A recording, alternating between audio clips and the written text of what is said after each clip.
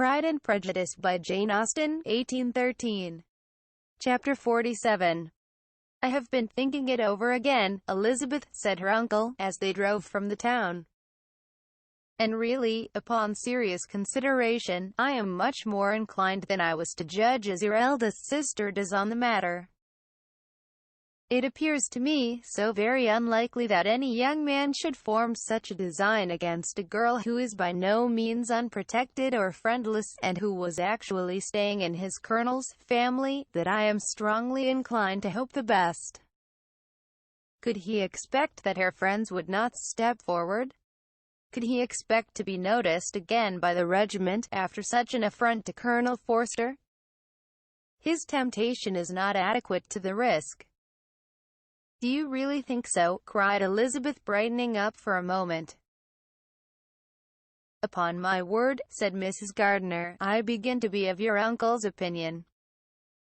It is really too great a violation of decency, honor, and interest, for him to be guilty of.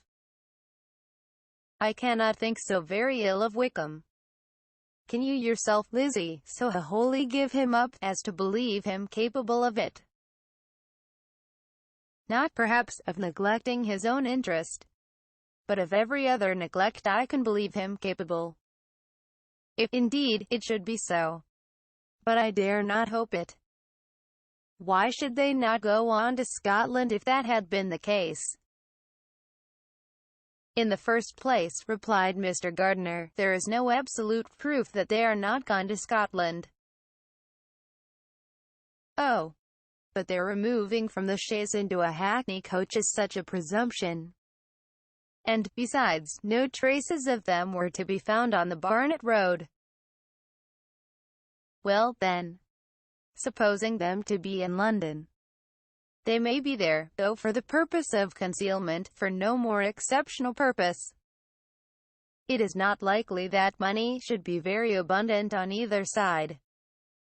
And it might strike them that they could be more economically, though less expeditiously, married in London than in Scotland.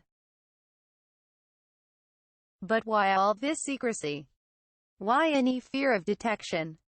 Why must their marriage be private? Oh, no, no. This is not likely. His most particular friend, you see by Jane's account, was persuaded of his never intending to marry her. Wickham will never marry a woman without some money. He cannot afford it. And what claims has Lydia? What attraction has she beyond youth, health, and good humor that could make him, for her sake, forego every chance of benefiting himself by marrying well? As to what restraint the apprehensions of disgrace in the corps might throw on a dishonorable elopement with her, I am not able to judge. For I know nothing of the effects that such a step might produce. But as to your other objection, I am afraid it will hardly hold good. Lydia has no brothers to step forward.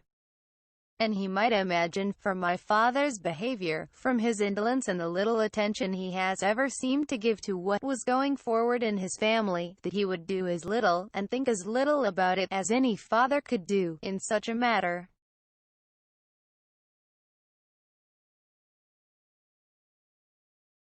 But can you think that Lydia is so lost to everything but love of him as to consent to live with him on any terms other than marriage? It does seem, and it is most shocking indeed, replied Elizabeth, with tears in her eyes, that a sister's sense of decency and virtue in such a point should admit of doubt. But really, I know not what to say. Perhaps I am not doing her justice. But she is very young. She has never been taught to think on serious subjects. And for the last half-year, nay, for a 12-month, she has been given up to nothing but amusement and vanity. She has been allowed to dispose of her time in the most idle and frivolous manner, and to adopt any opinions that came in her way. Since the Shire were first quartered in Meriden, nothing but love, flirtation, and officers have been in her head. She has been doing everything in her power by thinking and talking on the subject, to give greater what shall I call it, susceptibility to her feelings, which are naturally lively enough. And we all know that Wickham has every charm of person and address that can captivate a woman. But you see that Jane, said her aunt, does not think so very ill of Wickham as to believe him capable of the attempt. Of whom does Jane ever think ill? And who is there, whatever might be their former conduct, that she would think capable of such an attempt till it were proved against them? But Jane knows, as well as I do, what Wickham really is. We both know that he has been profligate in every sense of the word. That he has neither integrity nor honor. That he is as false and deceitful as he is insinuating. "And do you really know all this?" cried Mrs. Gardiner, whose curiosity as to the mode of her intelligence was alive. "I do indeed," replied Elizabeth, coloring. "I told you, the other day, of his infamous behavior to Mr. Darcy. And you yourself, when last at Longbourn, heard in what manner he spoke of the man who had behaved with such forbearance and liberality towards him.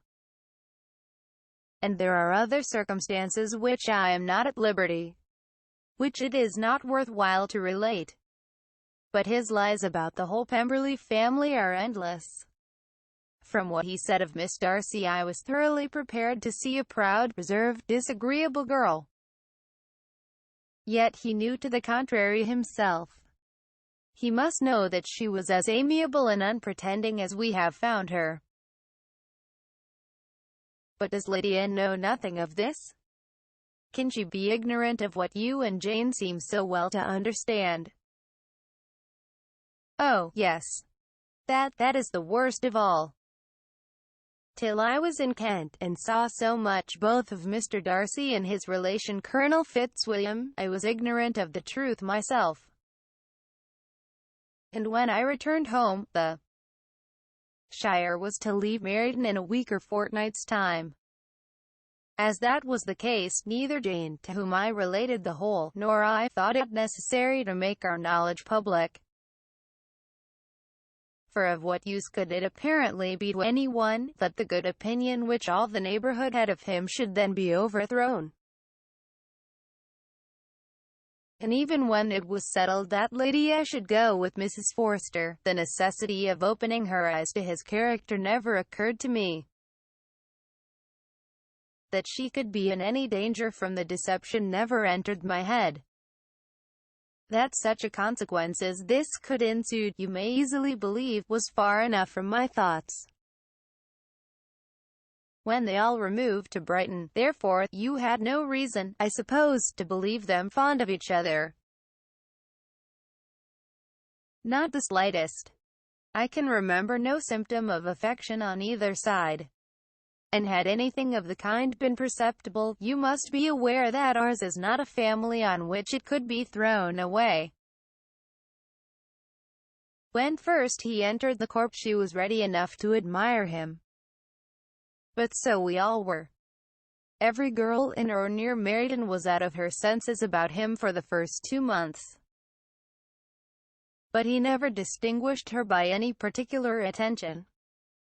And consequently, after a moderate period of extravagant and wild admiration, her fancy for him gave way, and others of the regiment, who treated her with more distinction, again became her favourites. It may be easily believed that however little of novelty could be added to their fears, hopes, and conjectures, on this interesting subject, by its repeated discussion, no other could detain them from it long, during the whole of the journey. From Elizabeth's thoughts it was never absent. Fixed there by the keenest of all anguish, self-reproach, she could find no interval of ease or forgetfulness. They travelled as expeditiously as possible, and, sleeping one night on the road, reached Longbourn by dinner-time the next day. It was a comfort to Elizabeth to consider that Jane could not have been wearied by long expectations. The little gardeners, attracted by the sight of a chaise, were standing on the steps of the house as they entered the paddock. And, when the carriage drove up to the door, the joyful surprise that lighted up their faces, and displayed itself over their whole bodies, in a variety of capers and frisks, was the first pleasing earnest of their welcome. Elizabeth jumped out, and, after giving each of them a hasty kiss, hurried into the vestibule, where Jane, who came running down from her mother's apartment, immediately met her. Elizabeth, as she affectionately embraced her, whilst tears filled the eyes of both, lost not a moment in asking whether anything had been heard of the fugitives. "Not yet," replied Jane. "But now that my dear uncle has come, I hope everything will be well." "Is my father in town?" "Yes, he went on Tuesday, as I wrote you word." "And have you heard from him often?" "We have heard only twice. He wrote me a few lines on Wednesday to say that he had arrived in safety, and to give me his directions, which I particularly begged him to do. He merely added that he should not write again till he had something of importance to mention." "And my mother? How is she? How are you all?" "My mother is tolerably well, I trust, though her spirits are greatly shaken. She is upstairs and will have great satisfaction in seeing you all. She does not yet leave her dressing-room. Mary and Kitty, thank heaven, are quite well." "But you? How are you?" cried Elizabeth. "You look pale. How much you must have gone through." Her sister, however, assured her of her being perfectly well, and their conversation, which had been passing while Mr. and Mrs. Gardiner were engaged with their children, was now put an end to by the approach of the whole party. Jane ran to her uncle and aunt, and welcomed and thanked them both with alternate smiles and tears. When they were all in the drawing-room, the questions which Elizabeth had already asked were of course repeated by the others, and they soon found that Jane had no intelligence to give. The sanguine hope of good, however, which the benevolence of her heart suggested, had not yet deserted her. She still expected that it would all end well, and that every morning would bring some letter, either from Lydia or her father, to explain their proceedings, and perhaps announce their marriage.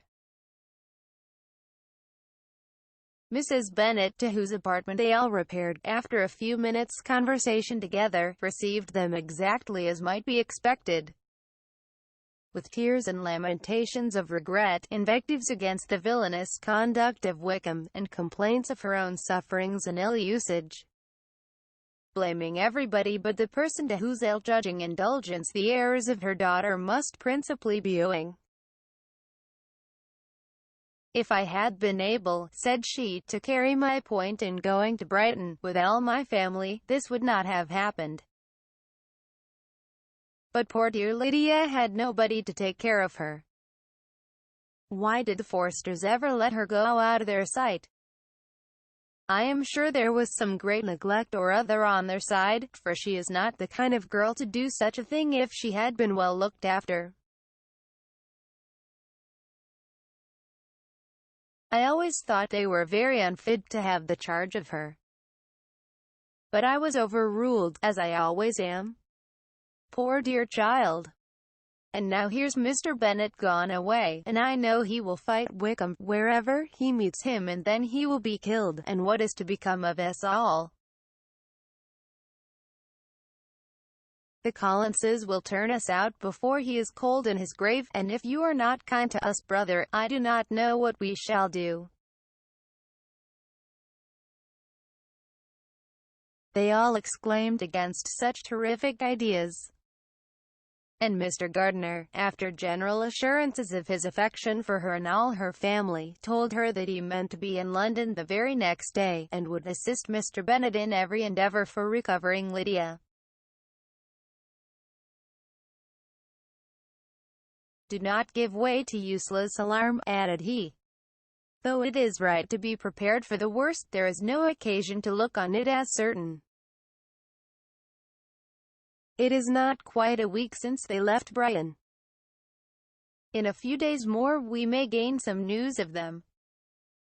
And till we know that they are not married, and have no design of marrying, do not let us give the matter over as lost. As soon as I get to town I shall go to my brother, and make him come home with me to Grace Church Street. And then we may consult together as to what is to be done." "Oh, my dear brother," replied Mrs. Bennet, "that is exactly what I could most wish for. And now do, when you get to town, find them out, wherever they may be. And if they are not married already, make them marry. And as for wedding clothes, do not let them wait for that, but tell Lydia she shall have as much money as she chooses to buy them, after they are married. And, above all, keep Mr. Bennet from fighting. Tell him what a dreadful state I am in, that I am frighted out of my wits, and have such tremblings, such flutterings, all over me, such spasms in my side and pains in my head, and such beatings at heart, that I can get no rest by night nor by day. And tell my dear Lydia not to give any directions about her clothes till she has seen me, for she does not know which are the best warehouses." "Oh, brother, how kind you are! I know you will contrive it all."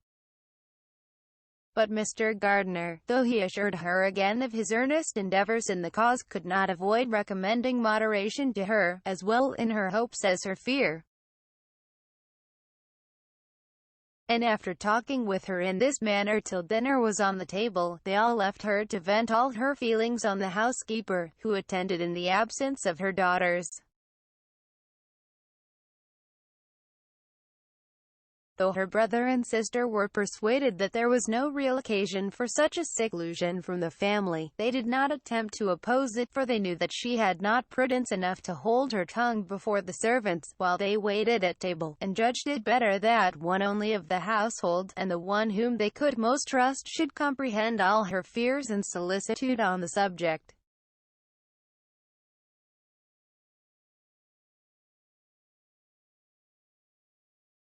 In the dining-room they were soon joined by Mary and Kitty, who had been too busily engaged in their separate apartments to make their appearance before.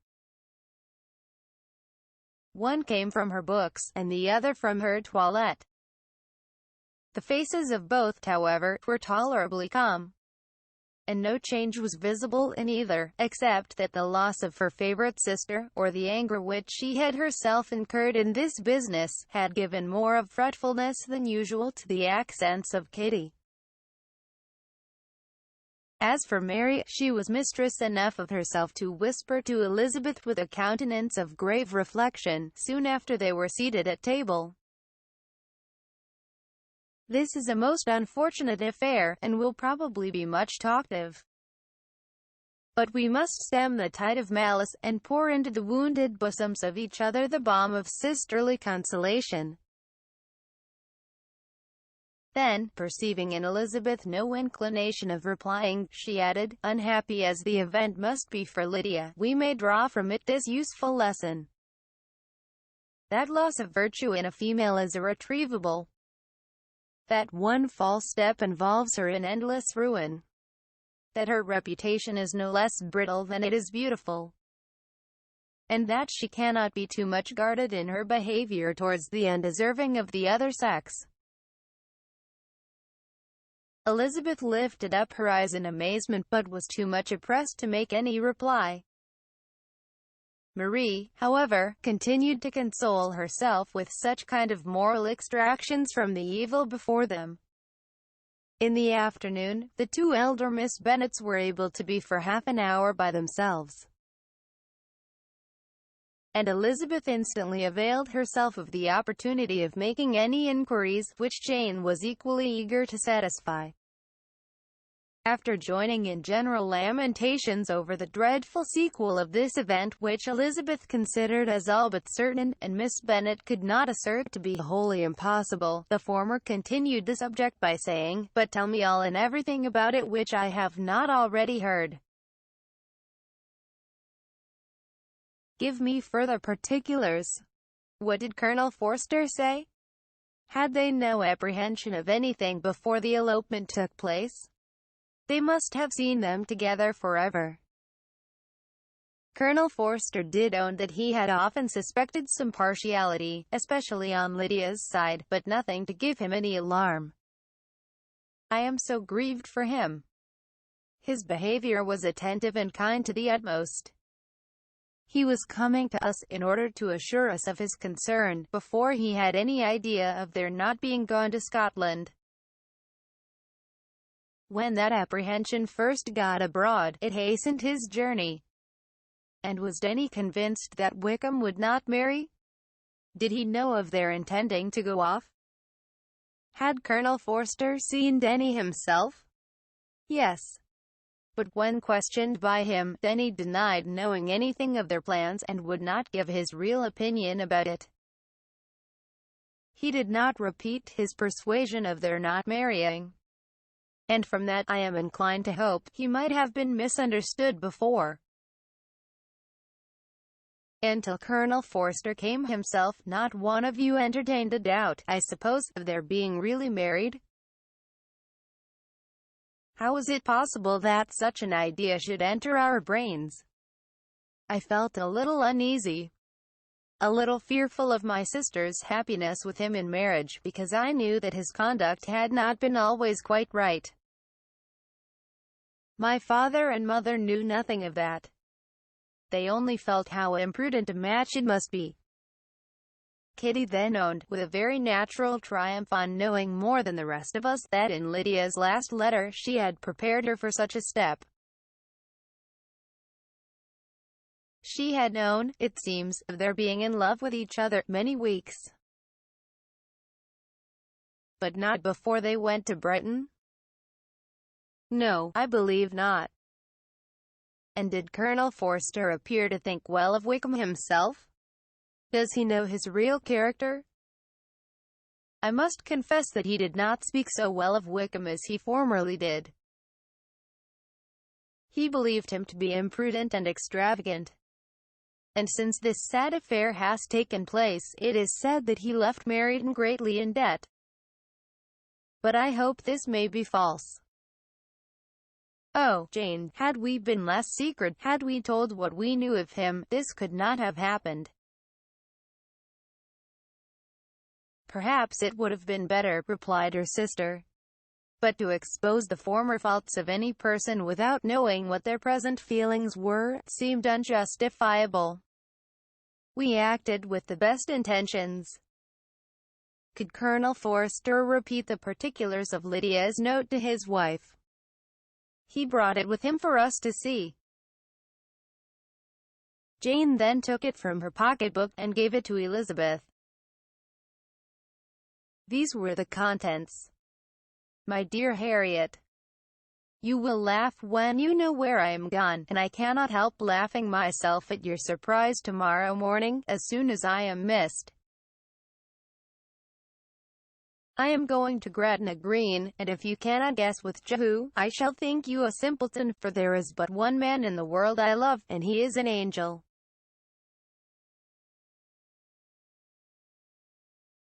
I should never be happy without him, so think it no harm to be off. You need not send them word at Longbourn of my going, if you do not like it, for it will make the surprise the greater, when I write to them and sign my name, Lydia Wickham. What a good joke it will be! I can hardly write for laughing. Pray make my excuses to Pratt for not keeping my engagement, and dancing with him tonight.